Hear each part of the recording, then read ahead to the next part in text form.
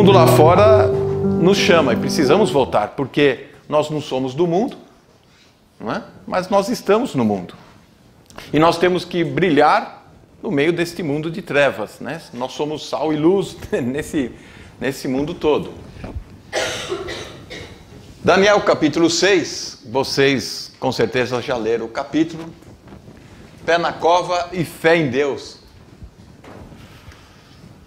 O que o leva a ter esperança?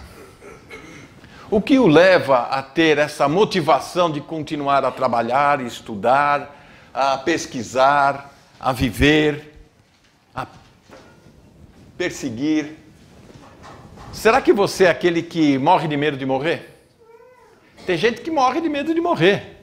Tem tanto medo, tanta paura do que esse mundo vai apresentar para nós. Qual será a sua postura diante da morte? E aqui é a minha frase favorita. Será que orar é somente quando o bicho vai pegar? Não é? Na hora do sofrimento, da agonia, da aflição. Ai meu Deus, o que eles falaram no acampamento mesmo? Ai, eu preciso orar. Onde começo? Onde está o livro de Daniel? Aí começa a vasculhar as coisas, né? Onde eu pus minha Bíblia mesmo? Não é? Nós vamos ver que Daniel era um homem que tinha uma rotina com Deus, costume com Deus, hábitos de relacionamento com Deus. Para vencer a adversidade, para vencer a agonia, a aflição, o medo e principalmente a morte, que está com a boca escancarada, cheia de dente, esperando nos tragar, a nossa postura vai dizer tudo. Como você vai enfrentar, já vai dizer se você vai vencer ou se você vai ceder. Uma equipe de futebol, quando entra em campo, nos primeiros movimentos a gente já sabe se ela vai vencer ou não. Não é? Pela postura que tem em campo. Um exemplo para os jovens. Dá para ver essa imagem? Daniel na cova dos leões. Nós temos dois quadros aqui, eu esqueci o nome do pintor. Não tem importância, pode ser o Alberto mesmo que tenha criado isso. Não é? Qual postura que você teria na cova dos leões? Não é? Deste lado ou deste lado? Hã? Bom, na verdade eu queria estar do lado de fora. Não é? Eu, por uma única vez, na verdade eu vi dois leões. Um leão eu cheguei a abraçar, né, cumprimentar, e fiquei muito entusiasmado quando eu conheci o guarda-redes do meu time, que chamava-se Emerson Leão. Né? Desse leão podia chegar perto. Outra vez foi num parque que temos lá em Santa Catarina, no Brasil, chamado Beto Carreiro, uma espécie de Disneylândia dos latinos, dos pobres, né? E como esse Beto Carreiro ele era circense, ele tinha alguns bichos no parque. E o leão tinha um rugido estridente, algo assim que enchia o ambiente, que você não sabia de onde vinha o rugido e dava medo. Se você fica irritado com a buzininha aí do Nando, né? Você fica apavorado com o rugido do leão. E eu vi o bicho, quem já foi em zoológico sabe como esse animal ele é impressionante, bonito, belo, mas o rugido dele, à distância, já põe medo. Se você é desse time que está com a postura de frente para os leões, levante a mão. Ok? Ninguém tem coragem de... só o Lucas, Raquel. Ok. Quem teria essa postura de Daniel? Os outros estão na minha postura, do lado de fora, né? Essa postura já revela se você vai ser um vencedor ou não. Quando você encara os problemas de frente para vencê-los, ou você ignora os problemas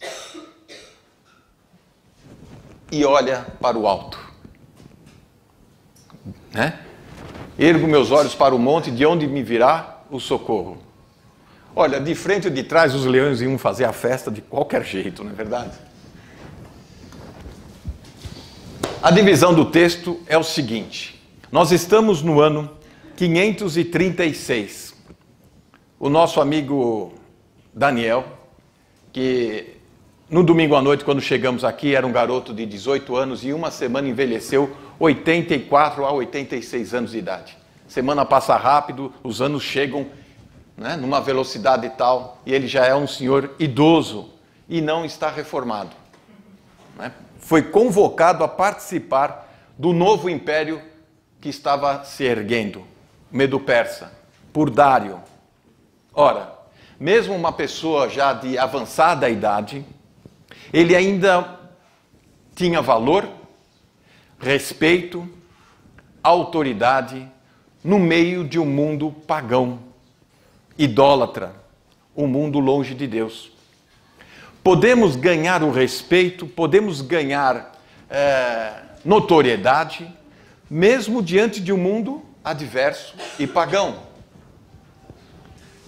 Porém, a inveja trama contra nós.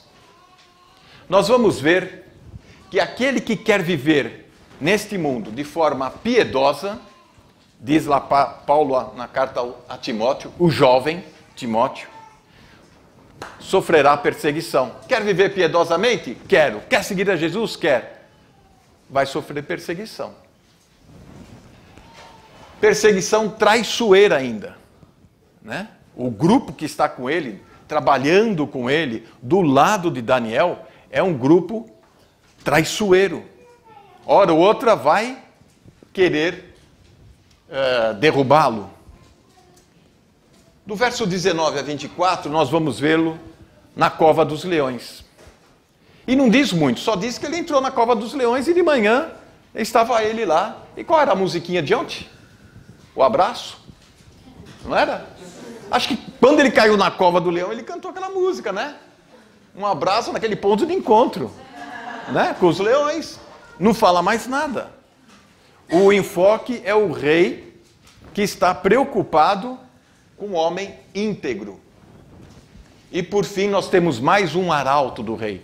Se Deus preparou um arauto com Nabucodonosor no Império Babilônico, quando chega um outro império, Medo-Persa, talvez a idolatria daquele mundo pagão diria o seguinte: olha, aquele Deus que depois Nabucodonosor adotou, acho que não deu certo. Ele foi engolido pelo Deus Medo-Persa. Naquela época se mediam forças pela capacidade do Deus que eles adoravam. E é exatamente nesse contexto que Deus levanta um novo rei, um novo império e coloca o seu arauto novamente. E nós vamos ler daqui a pouco este arauto. O Deus Altíssimo, ele reina. Esse Deus deve ser temido, deve ser respeitado. Para nós, Deus precisa ser levado a sério. Eclesiastes capítulo 5, verso 8 e 9, já deixei em destaque aqui, mostrando que se alguma província houver opressão ao pobre, violência aos direitos, justiça, não vamos ficar admirados, chocados, né, por tal procedimento, pois quem está altamente colocado tem outro superior que o vigia e há mais altos do que eles. O proveito da terra é para todos, até o rei se serve do campo. E é isto que este rei vai aprender. Ele é o top, ele é o supremo nesse novo império que está surgindo com tanta força. Ele vai aprender que existe um supremo superior acima dele também. E aqui nós temos, do verso 1 ao 9, alguns dos nossos personagens. E eu gosto de trabalhar com as palavras, com as letras, e assim gravar ou fixar melhor a ideia que o texto nos transmite. Essa divisão que eu apresento para os irmãos é aquela que mais se aproximou daquilo que eu achava ideal. Você, no seu estudo, obviamente, vai encontrar talvez um versículo a seguir, ou outro, uma divisão que se encaixe melhor. Eu dividi em 4, você pode dividir em 2, conforme a necessidade. Muito bem. Nós temos Dário, Daniel e os demagogos. Dário anda à procura de um administrador íntegro para o novo governo que se instaura. Daniel continua na sua vida desde os 18 anos até os 80 e tantos anos, continua a andar com Deus e tem um caráter e conduta ilibada. Ninguém pode o acusar de nada. É um homem incorruptível, não aceita presente dos reis, vantagens. Ele continua dependendo de Deus para tudo. Ele não é aquele que inventa uma desculpa dizendo: ah, Deus está usando o rei para me dar uma propina, É isso que chama, né? Propina? Não é? E temos os demagogos. Eles andam ao derredor, criticando, invejando a todos e querendo derrubar. Não pense você que você vai andar no meio das pessoas aí do mundo afora e ninguém vai querer te passar uma rasteira para você cair, ou vai querer te colocar numa situação aflitiva para ver como é que vai, até onde vai a fé dele, até onde vai a fidelidade com a igreja dele. As pessoas pensam assim: quero ver até onde vai essa história de Bíblia. E te coloco numa saia justa. Vocês têm esse termo aqui também, né? Tem saia aqui também, né? Que bom. Isso é importante. Aqui nós temos a inveja. Ela maltrata, ela maldiz, ela mente, ela mata. Em Provérbios 27:4 nós encontramos vários conselhos sobre inveja, ciúmes, arrogância. Capítulo 27, no verso 4 de Provérbios: o furor é cruel, a ira impiedosa, mas quem poderá enfrentar a inveja? A inveja ela pode estar dentro de casa, ela pode estar dentro da igreja. Pode isso? Pode. Todos os lugares. Nós temos que saber aonde estamos pisando, com quem estamos lidando. A inveja anda à solta, não é? Rugindo a quem possa tragar.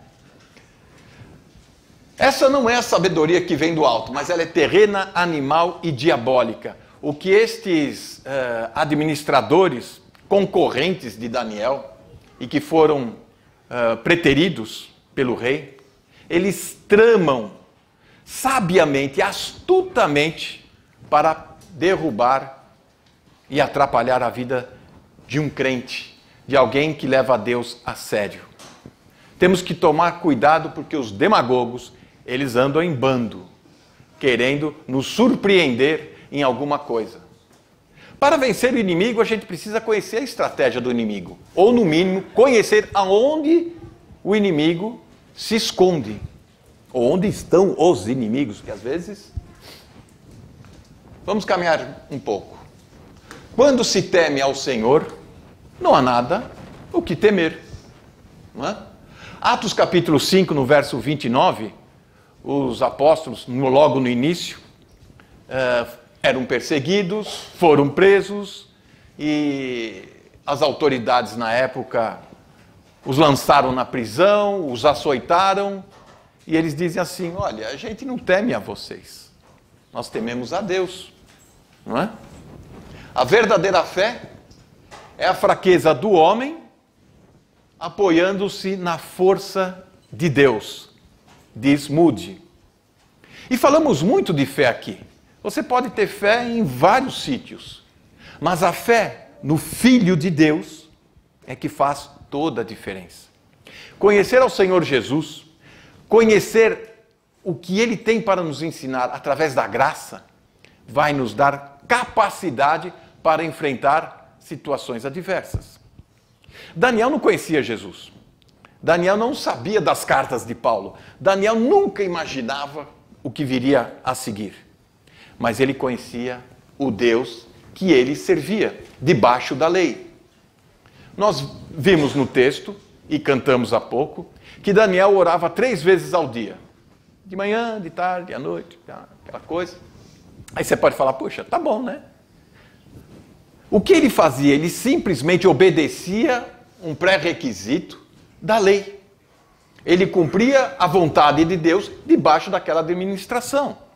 Porém, agora, nessa administração chamada período da graça, dispensação da graça que nós estamos, não é a questão de você orar 3 vezes ao dia. Acorda de manhã, no café da manhã, Senhor abençoe esse dia, amém. Aí sai. Chega na hora do almoço, mesma coisa, né? Senhor, muito obrigado por esse dia, amém. E à noite, né? Você já está cansado. Senhor, obrigado por esse dia, amém. Ufa, 3 vezes, vou dormir, paf. Não é? Hoje, na época da graça, oramos em todo tempo.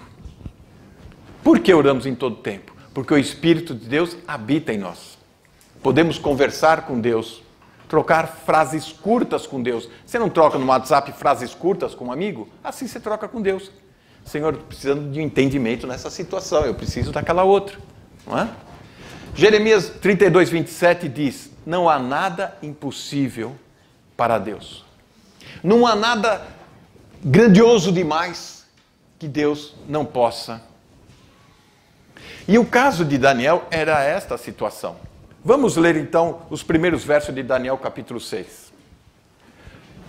Pareceu bem a Dário constituir sobre o reino 120 príncipes, governadores, que estivessem sobre todo o reino. E sobre eles 3 presidentes, dos quais Daniel era um, aos quais estes príncipes dessem conta, para que o rei não sofresse dano. Então mesmo Daniel sobrepujou a estes presidentes, príncipes, porque nele havia o espírito excelente. Aqui já mudou, viu? Antes era o espírito dos santos, dos deuses, aqui um espírito excelente.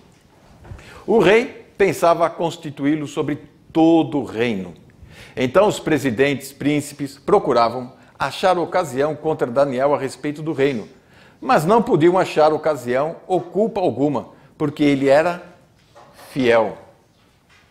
E não se achava nele nenhum erro, nem culpa.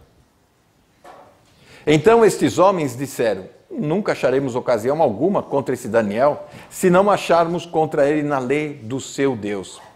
Então estes presidentes, príncipes, foram junto ao rei e disseram-lhe assim, ó rei Dário, vive para sempre. Todos os presidentes do reino, os capitães, príncipes, conselheiros, governadores, concordaram em promulgar um edito real e confirmar a proibição qualquer que, por espaço de 30 dias, fizeram uma petição a qualquer deus ou qualquer homem, e não a ti, ó rei, seja lançado na cova dos leões. Uma observação no verso 7. Estes homens determinaram, decidiram. Olha, nós fizemos uma assembleia lá, chegamos a este acordo, o rei assina embaixo e está feito. Algo estranho aqui. Agora, pois, ó rei, confirma a proibição, assino do edito, para que não seja mudado, conforme a lei dos medo-persas, que não se pode revogar. Por essa razão, o rei Dário assinou o edito e a proibição. Verso 10. Daniel, pois, quando soube que o edito estava assinado, entrou em sua casa. Ora, havia no seu quarto janelas abertas ao lado de Jerusalém. E aqui outra observação, 2 Reis capítulo 8. Este voltar-se para Jerusalém, eu já disse aqui, tinha a ver com a oração de Salomão. Todo aquele que estiver em cativeiro, longe desta cidade santa, no lugar do templo, e voltar-se para esta cidade, não é? Deus iria ouvir. E 3 vezes ao dia se punha de joelhos, orava e dava graças diante do seu Deus, como também antes costumava fazer. Esta frase que eu li tudo isso só para dizer essa frase. Costumava fazer, era o hábito, era a rotina deste homem. Ele não ouviu o edito e entrou em pânico, né? Puxa vida, que crueldade com um velhinho destes. Não é? Ele continuou a sua rotina, ele não se abalou, ele continuou confiando e crendo que Deus era soberano e tinha tudo sob controle. Aquele que crê não teme as más notícias. Salmo 112, verso 7, deve ser isso. Se alguém tiver uma tradução diferente, pode ler para nós. Daniel recebe uma notícia. Ele podia entrar em pânico. A minha versão diz assim no Salmo 112, verso 7. Não temerá maus rumores. O seu coração está firme, confiando no Senhor. Alguém tem uma versão diferente? Não? Ok. Eu gostava daquela versão atualizada que diz assim: aquele que crê não teme más notícias. E foi o caso de Daniel. Daniel manteve então a tranquilidade. Não entrou em pânico, em desespero, não passou a comunicar-se com seus amigos ou com quem pudesse. Gente, ore por mim, eu estou numa situação terrível. O bicho vai pegar, literalmente. Não, ele continuou na sua vida de comunhão com Deus, na presença de Deus. Os demagogos, estes sim, eles montam a trama para travar a adoração de Daniel. O que o mundo está fazendo lá fora, e que nós estamos vivenciando e está nos alcançando, é travar a nossa adoração. Nós não vivemos com Deus, não vamos à igreja, não rezamos, entre aspas, porque nós precisamos que Deus nos ajude no nosso projeto, na nossa vidinha aqui. Não. Nós somos do Senhor, nós amamos a Deus porque nós sabemos o que este amor de Deus fez sobre as nossas vidas. O que vai ser nesse mundo, se o bicho vai pegar ou não vai pegar, nós vamos ver agora. De repente você pega o bicho. Já pensou? Dário, este mostra transparência, transtorno pela tapeação. Deseja demover o decreto por devoção a Daniel. Perceba então do verso 10, nós destacamos no verso 7, que esses governadores formularam um documento. Olha, o nosso desejo é esse, vai acontecer isso, e levaram para o rei assinar simplesmente. Ora, não seria o rei que deveria promulgar a lei? Não é? Então aqueles homens foram juntos, acharam Daniel orando. Verso 12, então se apresentaram ao rei a respeito do edito real. Então, verso 13, responderam ao rei dizendo: Daniel, um dos filhos dos cativos de Judá, nem do edito que assinaste, antes 3 vezes por dia continua na sua rotina de oração. Verso 16, então o rei ordenou que trouxessem a Daniel e lançaram na cova dos leões. Ele ficou aflito. Verso 14, ouvindo então o rei estas palavras, ficou muito penalizado a favor de Daniel. Propôs dentro do seu coração livrá-lo e até ao pôr do sol trabalhou para salvá-lo. Mas ele, o rei, não conseguia.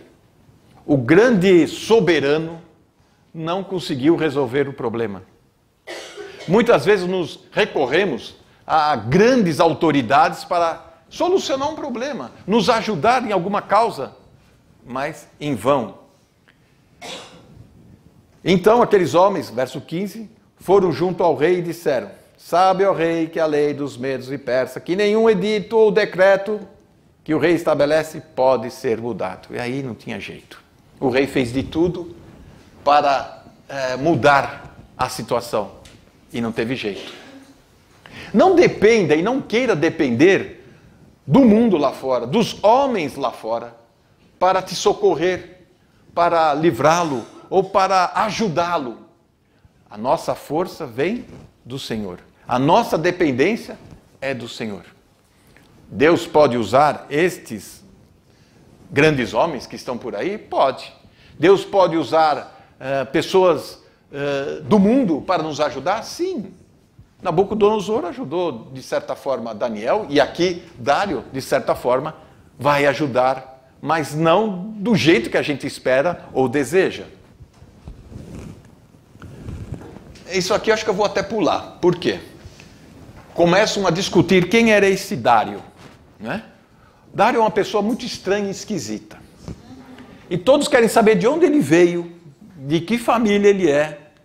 então os historiadores colocam algumas situações para dizer quem é este Dário. E o livro de história vai revelar quem é esse Dário. Muito bem. Scofield tem uma bíblia de comentários, a maioria deve conhecer aqui, né? E no seu comentário ele fala que esse Dário, o Medo, deveria ser o general que invadiu Babilônia, Góbrias. E não considera que Assuero seja pai de Dário, ou o Dário filho, né? Pois pai, nos livros de história, etc., é um título de majestade. A suposição é que Dário seria um descendente da casa real, tanto da Média como da Pérsia, ou alguém casado com a filha do rei. E o rei tinha isso, né? Quem vencer a batalha casará com a minha filha. Essas coisas de desenho animado. Mas, pois é, acontecia aqui também. Não é? O que nos interessa é aqui. Atitudes na oração que vamos encontrar em Daniel, verso 10. Fé. Isso é importante. Costume judaico nós vimos. Volta-se para Jerusalém e 3 vezes ao dia orava. Este era o hábito dele, esta era a rotina de vida dele. Nós temos a nossa rotina. Quarta-feira vamos para a igreja, domingo estamos na igreja, mas não se restringe e se limita a isso. Nós temos comunhão com Deus o tempo todo. Conexão direta, né? Não sei quantas gigas, com Deus o tempo inteiro. E com os irmãos também. Adoração. Ao voltar-se à janela do quarto dele para a cidade de Jerusalém, a direção do templo, ele estava cumprindo o mandamento da lei e ele estava então adorando a Deus. Ele não estava suplicando, Senhor, o bicho vai pegar. Os leões estão famintos, uma semana que não comem, não dão cereais, não dão ovo com banana para esses leões. Eles estão quitando, eles vão vir para cima de mim. Não, ele não está suplicando, não é? Ele está simplesmente adorando. O nosso exercício de oração é para adorar a Deus e lembrar do que Deus fez por nós na salvação, ou o que Deus tem prometido nas Escrituras para nós, por sermos cidadãos celestial, bênçãos, ou só a gente usa Deus como se fosse o gênio da lâmpada mágica, né? Senhor, eu preciso disso, queira providenciar e rápido que o bicho está chegando. Não é? Quando ele fica de joelhos, uma prática judaica, é a postura de humildade. Você não tem direito a reivindicar nada de Deus. Senhor, eu determino o quê? Você não determina nada. Quem você pensa que é? Coloque-se no seu lugar. Temos a rotina dele, 3 vezes ao dia. Está lá Salmo 55, 17. A postura, silá. Nos Salmos vocês encontram essa expressão. Ele se curva diante de Deus e muitas vezes fica em silêncio. Não podemos nos precipitar ao falar com Deus, né? Já pensou Daniel chegando na casa dele, correndo, sobe no quarto, puf, abre a janela, Jerusalém, ali. Senhor, por favor! Não. Ele mantém a tranquilidade, a rotina, ele mantém a dignidade dele, ele mantém a fé, permanece na adoração, continua humilde, e aqui ele fica em silêncio para ouvir a voz de Deus. Ele está entrando na presença de Deus. Naquela época, entrar na presença do rei, né, requeria respeito. Se o rei fala, levanta, levanta. Se o rei fala, fala, fala. Se o rei não fala, você fica quieto ali. Você não pode pedir nada. E simplesmente ação de graças. Não é? Filipenses 4, verso 6, né? Todas as vossas petições, súplicas, sejam conhecidas diante de Deus com ações, com ação de graças. Ou a gente esquece de agradecer a Deus por tudo que Ele tem feito na nossa vida, ignorando que até mesmo nos momentos difíceis, atribulados, Deus tem um propósito e Deus quer nos ensinar através daquela circunstância. Sempre Deus quer nos ensinar alguma coisa, Deus quer falar alguma coisa e precisamos estar atentos. E a última atitude da oração é o hábito, a constância, a regularidade. Um exemplo, um atleta, ele não pode treinar uma vez por semana ou duas. Se ele quiser vencer uma prova, ele tem que manter uma disciplina, uma regularidade. E assim, a nossa vida de oração requer uma disciplina. Admiração, atitude de quem fica só na intenção. Alguns personagens da história que a gente pode extrair algum ensinamento. Eu gosto tanto de Jesus. Nossa, a Bíblia eu estava lendo. Uau, quanta história! E Paulo, e as aventuras! E o poder de Deus!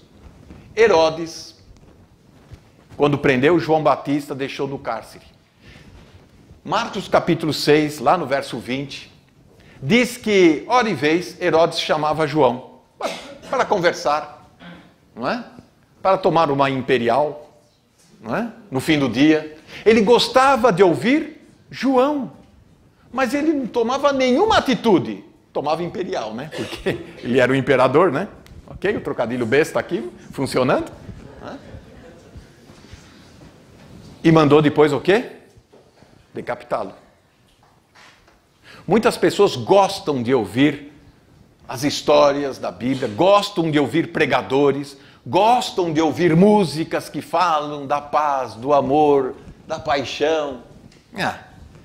Félix com Paulo, Atos 24, 22, é a mesma situação. Quando a Agripa chega e etc. Olha, eu tenho um homem aqui preso comigo que é uma pérola. Parece caçador de passarinhos, né? Olha, eu tenho uma espécie rara aqui. Plumagem bonita, colorida. Você precisa ver. Eles ouviam Paulo. Um deles diz, calma Paulo, quase por pouco você não me persuade a ser cristão. Bateu na trave, mas não é gol. Bateu na trave, andou na risca e foi para fora. Não é? Tem muita gente assim. Ouve, se interessa muito, fica pouco, quase. Tem gente que fica nisso quase por 30, 40 anos, 50 anos e talvez vai se decidir no leito de morte. E isso é trágico porque o desespero é grande e vai descobrir, desperdicei a minha vida quando eu devia ter tomado uma decisão bem mais cedo. E a rainha de Sabá? Conhece a história da rainha de Sabá que veio lá da Etiópia? Para ouvir a sabedoria de Salomão, 1 Reis capítulo 10. Pessoas como estas tiraram suas dúvidas, mas continuaram em dívida com Deus. Tem muita gente que vem fazer perguntas, manda e-mails, e é um prazer a gente poder compartilhar, explicar. E a gente tem, por obrigação, por ofício, orar para que essas pessoas que têm dúvidas possam também tirar a sua dívida com Deus. Você sabia que você tem uma dívida com Deus? E que o único que pode pagar é o Senhor Jesus? Não pense que você pode, com as suas obras, com a sua obediência, com a sua moralidade, saldar essa dívida. Aí vamos voltar à nossa história. Não é? Aqui nós temos a característica dos tempos dos gentios, que começa com Nabucodonosor e se arrasta por nós aqui, até agora, passando por estes impérios, estas nações, etc. Perceba como a autoridade do governo vai se degenerando e se dividindo. Nabucodonosor, ele tinha autoridade, o que ele falava, falava. Não é? Veja no estudo de ontem, o que a rainha diz dele, ou mesmo Daniel, se ele mandava matar, matava, acabou. Punha na frigideira e bem passado ou mal passado já era. Dário era submisso aos políticos. Destacamos os versos 6 e 11. O que os governantes, os governadores apresentaram para ele, ele ficou até constrangido. É assim que os medos persas fazem mesmo? Pois é, eu vou ter que assinar isso? Pode ser mais tarde? E ficou, protelando. O último rei dos gentios, o anticristo, será um autoritário, arbitrário. Graças a Deus eu não vou estar por aqui. né? Se você quiser depois me contar como é que foi. Né? Verso 19 até 24, vamos ver o que está acontecendo. Pela manhã, ao romper do dia, levantou-se o rei e foi com pressa à cova dos leões. E chegando-se à cova, chamou por Daniel com voz triste e disse o rei a Daniel: Daniel, servo do Deus vivo, dar-se-ei o caso que o teu Deus, a quem tu continuamente serves, tenha podido livrar-te dos leões? Então Daniel falou ao rei: ó rei, vive para sempre. Agora ele saudou esse rei. O Belsazar ele não saudou, porque ele sabia que aquele Belsazar era um bom vivant, era alguém que era um depravado, um libertino, alguém que ignorava a história. Este não, este ele viu que tinha preocupação, tinha consideração.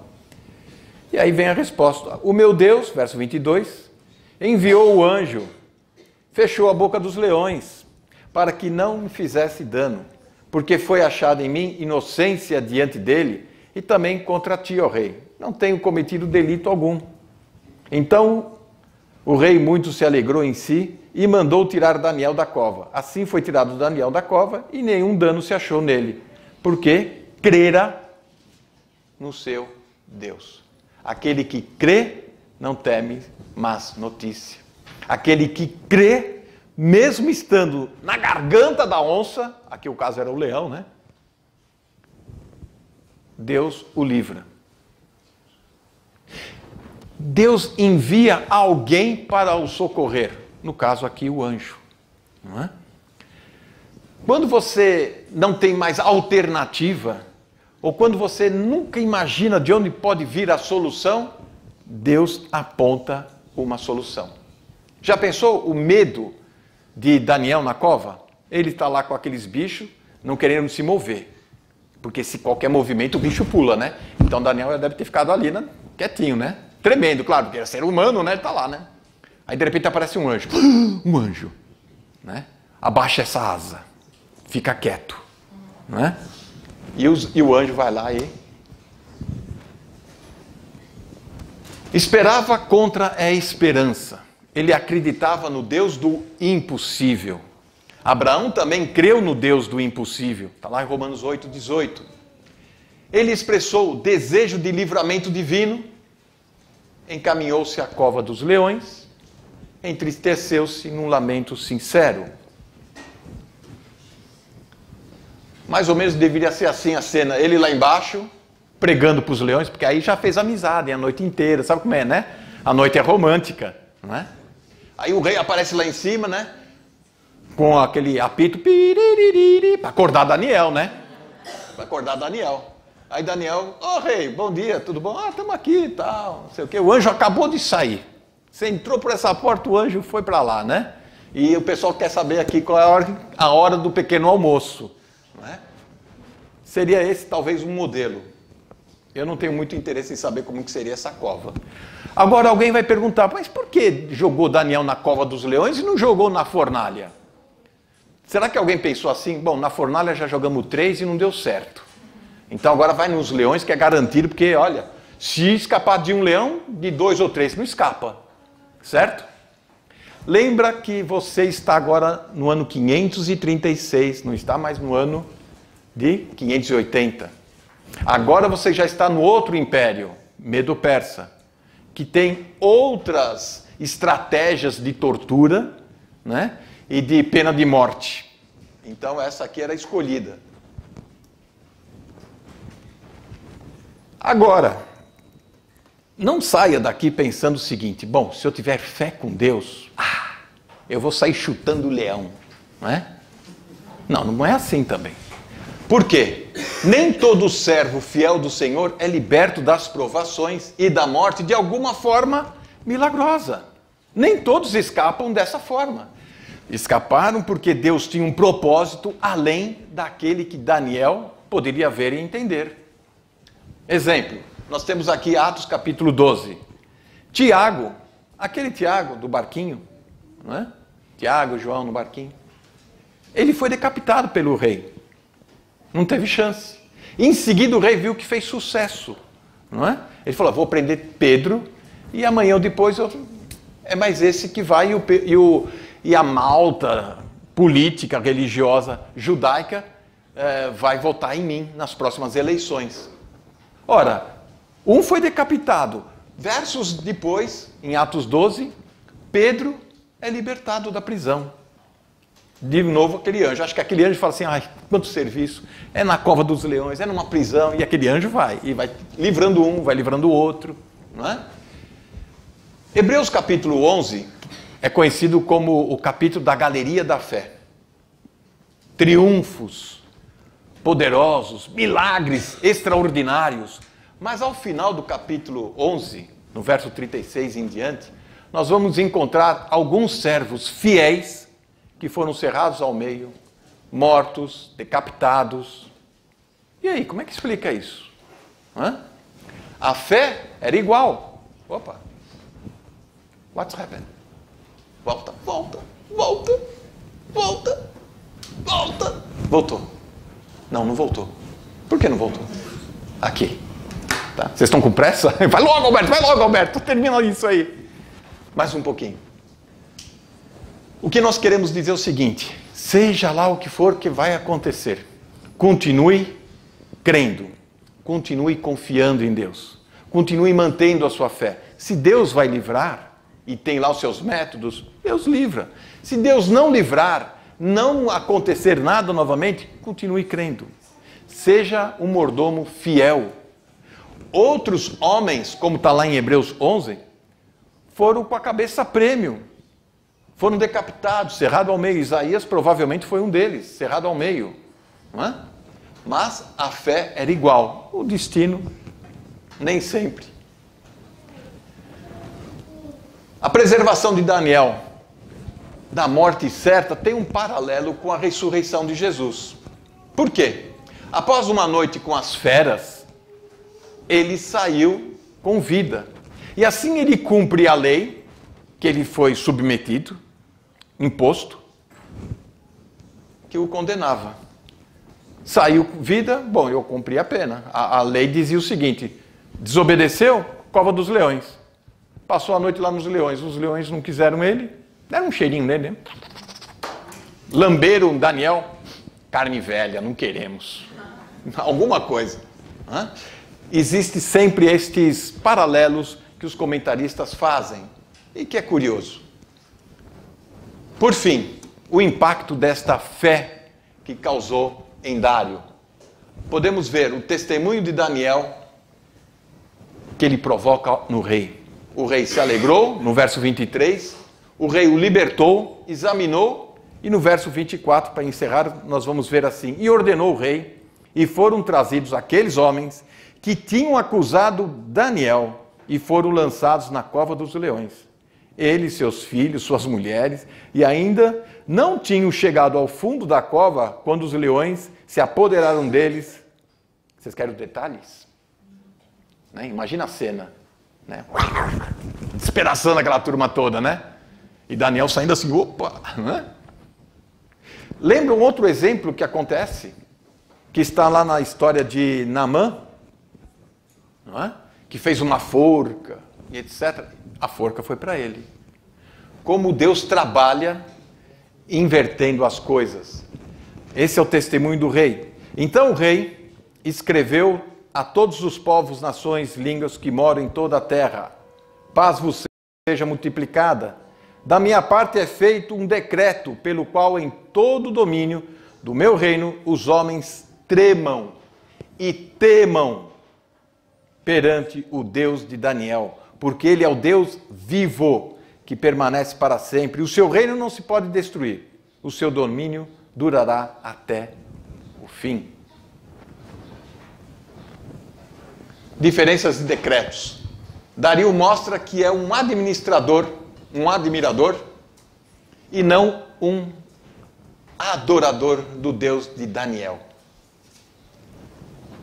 Admirar as coisas de Deus é uma coisa. Adorar é se entregar, é se absorver das coisas de Deus. Isso é adorar.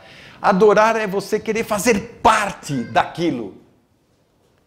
Por exemplo, quantos jovens não adoram a sua equipe de futebol? E acompanham o jogo, e vestem a camisa para ir no tempo. Não vai jogar, não vai entrar em campo, mas veste a camisa porque eles querem ser parecidos, querem fazer parte daquele time ou da equipa. Nós queremos fazer parte das coisas de Deus. Nós queremos fazer parte das preocupações de Deus. Nós queremos fazer parte deste amor de Deus. Quando o casal está apaixonado um com o outro, eles querem viver juntos. Um adora o outro, literalmente. Não é? Eles não podem mais viver junto. Então eles vão se casar. Porque um quer fazer parte da vida do outro. Um quer conhecer melhor ao outro. E nada melhor do que conhecer um ao outro do que viver junto. E viver junto, você acaba pegando manias, gosto junto, e você se torna parecido. Já falamos disto. O judeu que tinha esse Deus vivo, rejeitou, não viveu, não obedeceu a este Deus. E é um rei pagão que vai dar testemunho para este povo que o rejeitou. Para terminar, o que podemos aprender de Daniel? O Senhor foi honrado por Daniel. Logo, o Senhor o honrou. Segundo 1 Samuel 2,30. Se você honrar ao Senhor, Ele vai te honrar também. Após a aprovação, sempre vem as bênçãos. Quer enfrentamos fornalha de fogo, leão que ruge. Lembre-se disso, estamos sob o cuidado do Senhor. Somos do Senhor. Não importa o que vai vir. Somos do Senhor. Isso traz esperança, isso traz conforto, isto traz certeza. E para terminarmos, o João Pedro leu esse versículo 12 de Romanos. Pessoas de caráter fazem as coisas certas não porque elas acham que isso irá mudar o mundo, mas porque elas se recusam a serem mudadas pelo mundo. Esta é a nossa convicção. O que o profeta Daniel sofreu foi exatamente isto. Ele tinha seus princípios, sua conduta, suas convicções, e mesmo trabalhando e participando de um mundo pagão, estas coisas não o afetavam, não o modificavam. Ele não se conformava, ele não pegava a forma deste mundo, mas ele se transformava, e é aqui que Deus quer trabalhar na nossa vida, na mente. E como vai transformar a nossa mente? Através da palavra de Deus. Vamos ficar de pé e terminar com uma oração?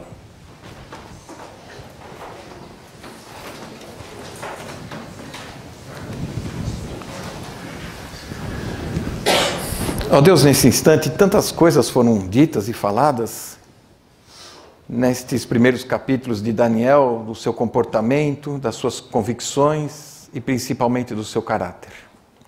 Nós queremos ter o teu caráter, ó Deus. Nós queremos ser parecidos com Cristo na fidelidade a Ti, Senhor. Na obediência e principalmente na devoção. Que possamos aprender, Senhor, de tudo aquilo que ouvimos. Como nos comportar, como reagir, como suportar e principalmente como vivenciar com alegria, com prazer, com motivação, com entusiasmo diante deste mundo que está em trevas. O Senhor conhece o nosso coração, o Senhor conhece o nosso levantar, o nosso sentar, o nosso falar. Pedimos a Ti, Senhor. Toma-nos para Ti mesmo, Senhor.